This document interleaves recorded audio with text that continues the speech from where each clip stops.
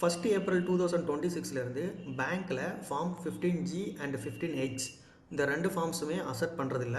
So இந்த forms நீங்கள் வந்து சப்மிட் பண்ணீங்க அப்படின்னா ரிஜெக்ட் பண்ணுறாங்க. என்ன ரீசன் அப்படின்னா, இந்த ரெண்டு ஃபார்முமே ரீப்ளேஸ் பண்ணி central board of direct taxes ஒரு நியூ ஃபார்ம் வந்து கொண்டு வந்திருக்காங்க. அந்த ஃபார்ம் நம்பர் தான் 121.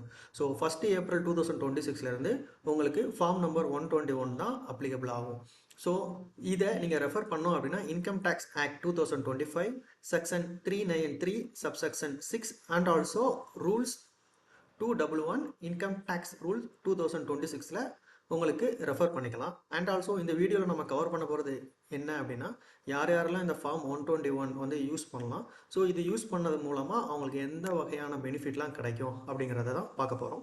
ஸோ ஃபஸ்ட்டு இந்த ஃபார்மோடைய பர்பஸ் என்ன அப்படின்னா, உங்களுடைய இன்கம் வந்து டேக்ஸபிள் லிமிட்டுக்கு கீழே தான் இருக்குது அப்படின்னா நீங்கள் தாராளமாக இந்த ஃபார்ம் நம்பர் 121 யூஸ் பண்ணி உங்களுக்கு டிடிஎஸ் வந்து எனக்கு டிடெக்ட் பண்ண வேணாம் அப்படின்னு சொல்லிட்டு நீங்கள் டெக்ளரேஷன் வந்து நீங்கள் கொடுக்க முடியும். அண்ட் ஆல்சோ இது எல்லா இன்கமுக்குமே அப்ளிகபிள் ஆகுமானா இல்லை, செலக்ட் டைப் ஆஃப் இன்கம்க்கு மட்டும்தான் இது வந்து அப்ளிகபிள் ஆகும் ஃபார்ம் நம்பர் 121. ஓகே, ஸோ இதுக்கு முன்னால் என்ன இருந்துச்சு அப்படின்னா உங்களுக்கு எல்லாத்துக்கும் தெரிஞ்சிருக்கும், ஃபார்ம் 15G. அந்த ஃபார்ம் 15G யூஸ் பண்ணுறவங்க யார் அப்படின்னா பிலோ 16 இயர்ஸ் கீழே இருக்கிறவங்க. ஸோ ஃபார்ம் 15H வந்து அபோவ் 16 இயர்ஸ்க்கு மேலே இருக்கிறவங்க யூஸ் பண்ணிருந்தாங்க. இப்போது இந்த ரெண்டு ஃபார்முமே மெர்ஜ் பண்ணி ஒரே ஃபார்ம் கீழே கொண்டு வந்துட்டாங்க. அதுதான் ஃபார்ம் நம்பர் 121. ஓகே, நெக்ஸ்ட்டு யாரெல்லாம் இந்த ஃபார்ம்ஸ் யூஸ் பண்ணுறதுக்கான எலிஜிபிள்.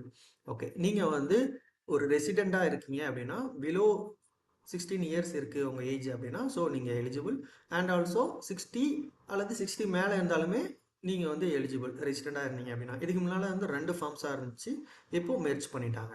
அண்ட் ஆல்சோ HUF-ஆக இருந்தீங்கனாலும் eligible. Other specified entities meeting stipulated criteria. So other specified என்டிட்டிஸ்க்குமே இந்த ஃபார்ம் 121 வந்து applicable.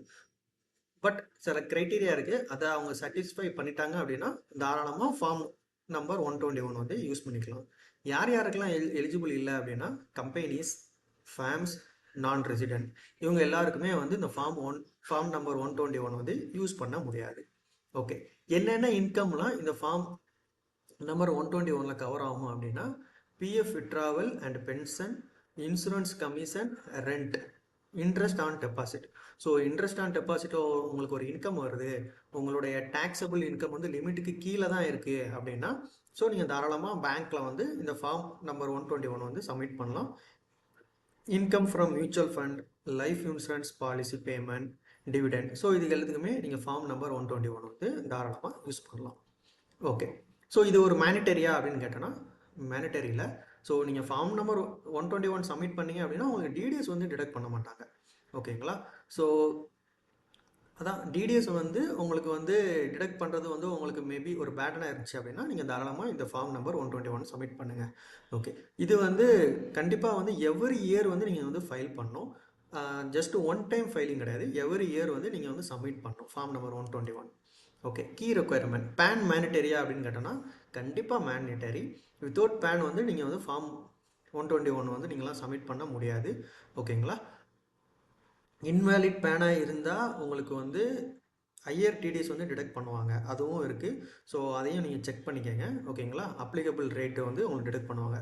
Submit to each year, ஒவ்வொரு வருஷமும் நீங்கள் சப்மிட் பண்ணணுமா அப்படின்னு கேட்டோன்னா கண்டிப்பாக பார்ட் ஏ சப்மிட் பண்ணணும் ஒவ்வொரு இயருக்கும். அதாவது இப்போ வந்து டேக்ஸ் இயர். ஓகேங்களா, so 26-27 financial year and assessment year remove பண்ணிட்டாங்க, டேக்ஸ் இயருங்கிற கான்செப்ட் வந்து கொண்டு வந்துட்டாங்க. எதுவும் டைம் லிமிட் இருக்கா அப்படின்னு கேட்டால் கண்டிப்பாக டைம் லிமிட் இருக்குது. நீங்கள் ஃபார்ம் 121 வந்து ஷெட்யூல்டு டிரான்சாக்ஷனுக்கு முன்னால் நீங்கள் வந்து கண்டிப்பாக சப்மிட் பண்ணியிருக்கணும். ஓகே, பார்ட் ஏ பொறுத்த வரைக்கும் நீங்கள் வந்து பேப்பர் சப்மிஷனும் பண்ணிக்கலாம், ஆன்லைன் சப்மிஷனும் பண்ணிக்கலாம். ஓகேங்களா, பார்ட் பியை பொறுத்த வரைக்கும் இன்கம் டேக்ஸ் போர்ட்டலில் தான் நீங்கள் வந்து டெக்ளரேஷன் வந்து கொடுக்க முடியும்.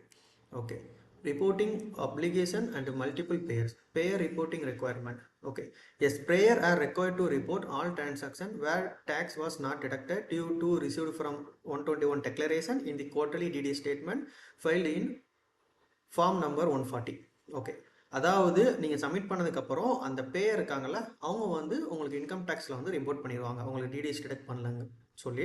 அவங்க வந்து ஃபார்ம் 140 வந்து டிடிஎஸ் ஸ்டேட்மெண்ட் ஃபைல் பண்ணுவாங்க, அப்போது அவங்க இதை ரிப்போர்ட் பண்ணுவாங்க.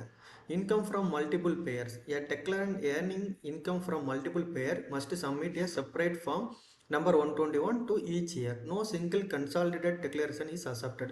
ஸோ உங்களுக்கு வந்து 2-3 பேர்கிட்ட இருந்து இன்கம் வருது அப்படின்னா உங்களுக்கு ஃபார்ம் நம்பர் 121 அப்ளிகபிள் அப்படின்னா நீங்கள் எல்லாருக்குமே செப்பரேட் ஃபார்ம் 121 வந்து நீங்கள் கண்டிப்பாக வந்து சப்மிட் பண்ணணும். ஓகேங்களா? ஸோ நான் ஆல்ரெடி சொன்ன மாதிரி தான் ஃபார்ம் 121 வந்து unified form 15G and 15H வந்து ரிமூவ் பண்ணிட்டாங்க. தென் எலிஜிபிள் ஃபைலர்ஸ் வந்து ஆல் ஏஜஸ் கேட்டகரி. ஓகேங்களா? And also HF specified entities. Third ஒன்று வந்து என்னென்ன இதெல்லாம் கவர் ஆகும்னா PF, pension, rent, interest, insurance, mutual funds, dividend இது எல்லாமே கவர் ஆகும். ஃபைலிங் இஸ் ஆப்ஷனல் தான். நீங்கள் சப்மிட் பண்ணீங்க அப்படின்னா உங்களுக்கு வந்து டீடைல்ஸ் வந்து ட்ராக் பண்ண மாட்டாங்க. பேன் மேனிட்டரியான்னு கேட்டிங்கன்னா கண்டிப்பாக மேனிட்டரி. ஸோ இதை வந்து நீங்கள் வந்து ஷெட்யூல்டு டிரான்சாக்ஷனுக்கு முன்னால் கண்டிப்பாக சப்மிட் பண்ணணும். ஸோ இது வந்து FAQ ரிலீஸ் பண்ணது யாருன்னு பார்த்தீங்கன்னா உங்களுக்கு வந்து central board of direct taxes தான் வந்து ரிமூவ் பண்ணியிருக்காங்க இன்கம் டேக்ஸ் ஆக்ட் 2025 படி. ஓகேங்களா? ரூல் வந்து நீங்கள் 2W1 தாராளமாக ரெஃபர் பண்ணிக்கலாம். ஸோ ஃபர்தராக உங்களுக்கு வேறு எதுவும் கிளாரிஃபிகேஷன் அண்ட் டவுட் இருந்துச்சு அப்படின்னா நம்மளுடைய வாட்ஸ்அப் குரூப்பில் ஜாயின் பண்ணுங்கள். உங்களுடைய கொயரிஸ் எல்லாமே கேளுங்கள். லிங்க் வந்து கமெண்ட் செக்ஷனில் இருக்குது. So thank you for